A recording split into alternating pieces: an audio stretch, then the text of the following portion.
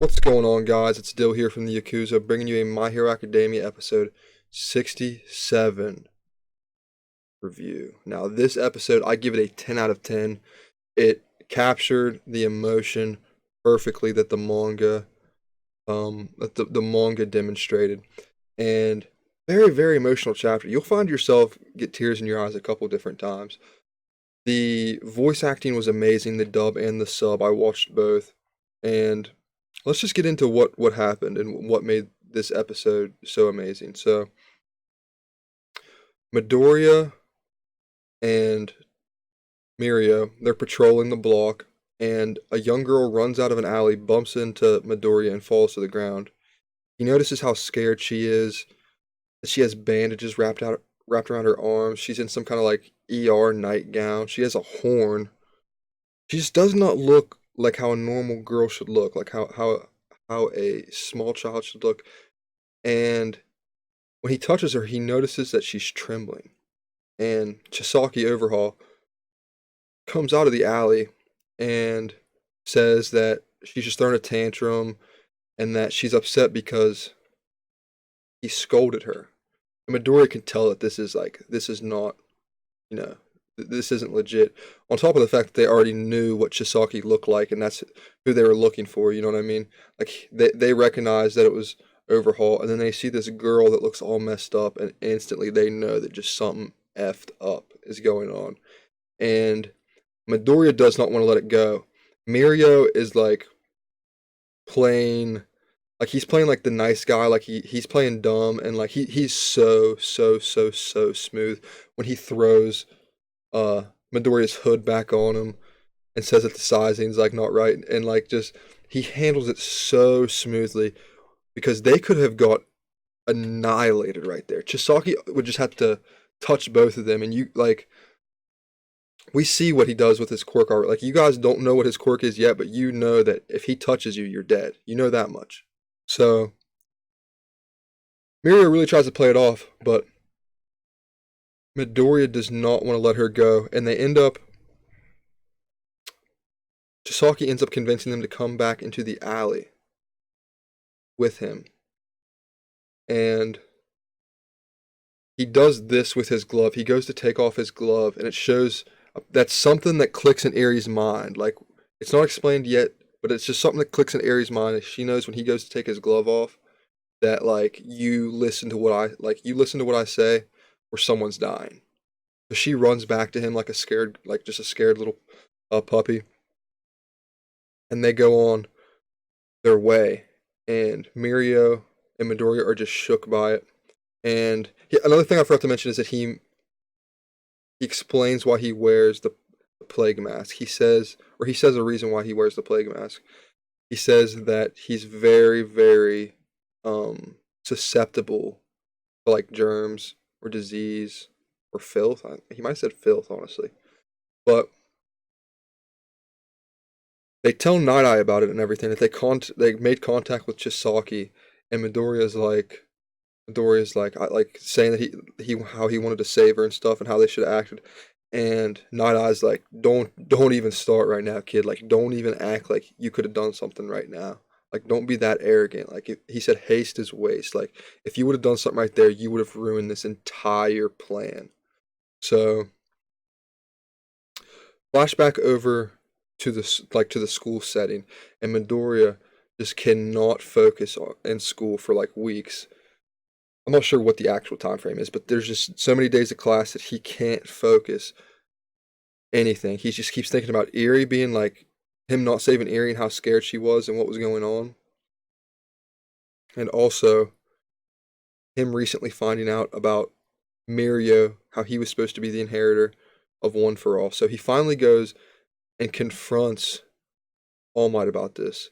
And dude, this scene gave me tears, man. Like this really gave me tears. That sorry, him explaining that him and Night Eye's relationship ended because of All Might after his fight with All for One and that severe injury. Night Eye looked into All Might's future and saw that All Might was going to die in either 6 or 7 years. and he begged. And this, I was waiting for this because this scene in the manga is just so emotional, and the anime pulled through so hard. It pulls through so hard on these scenes. The Night Eye was just begging him to retire. Like everyone was like, "Oh my, you've done enough. Retire. We're gonna look for the new symbol piece, a new inheritor for you." And then All Might's just standing up against that wall, can barely walk. He can't even physically make a smile. He's like he's a dead man walking pretty much. Like he is so messed up. And he says, "How many people are going to suffer in between me finding a successor? In between now and me finding and raising a successor pretty much." So he refused, and it's so emotional, and Night Eye is crying and like and yelling at All Might, and all like it's just so emotional. We know that All Might cannot sit around and just watch bad guys hurt innocent people. So the past 5 years he's been going harder than ever, and that's why Night Eye won't talk to him anymore. And when Night Eye had been raising Mirio to get One for All, or he had Mirio in mind to get One for All, and when All Might called and told Night Eye that he had given his quirk to Midoriya, a quirkless middle schooler, that was the nail in the coffin. Like, Night Eye was not messing with it, not messing with the person he idolized and obsessed, giving his quirk to, like, just some regular person with no quirk when Mirio was such a good candidate. So that drove the nail in the coffin of their friendship. And this is all very, very, very emotional for Midoriya, like, finding out all of this at once. And he finds out that All Might is either going to die this year or the next. So he promises All Might that they will twist fate together. And All Might even said that he thinks he's already twisted fate because he thought that All for One. He thought that when he fought All for One, that was the finish line because Night Eye, when Night Eye saw into the future, he said that All Might would die a gruesome death to a villain, like to an outrageously strong villain. So All Might thinks that he already twisted fate because he thought that when he was fighting All for One, he was like, in his mind, he was like, this is it. This is what Night Eye was talking about. Like, I'm going out here. But apparently, because he met Midoriya and all the things that was happening with like Midoriya, him like training him and becoming friends with him and becoming his mentor and everything, he remembered those things and it somehow allowed him to push through just a little bit. And he's been jogging and trying to stay in really good shape to hopefully just like they promised to twist fate. And I have a little theory. This is just like my opinion, and this isn't a manga spoiler. Like this has been alluded in the manga at all. But All Might's like been jogging and training and stuff. I think that he is. This is just a theory. I know this is a review, but just let me slip this small theory in here. That he's training and everything to be able to use all like One for All and go into his like muscle form one last time. And I think there's going to be a very, very strong villain, and All Might is going to do a minute. He's been training all this time, and he's going to do like a minute of muscle form and take him out and die there. That's just my theory. But moving on with the rest of the episode, um, at the end of the episode, after the credits rolled, we see. Well, actually, okay, I don't want to say that yet. We see Chisaki and Eri walking in the Yakuza base, like underground, and the guy that let Eri out, Chisaki just kills him. He just one hits him.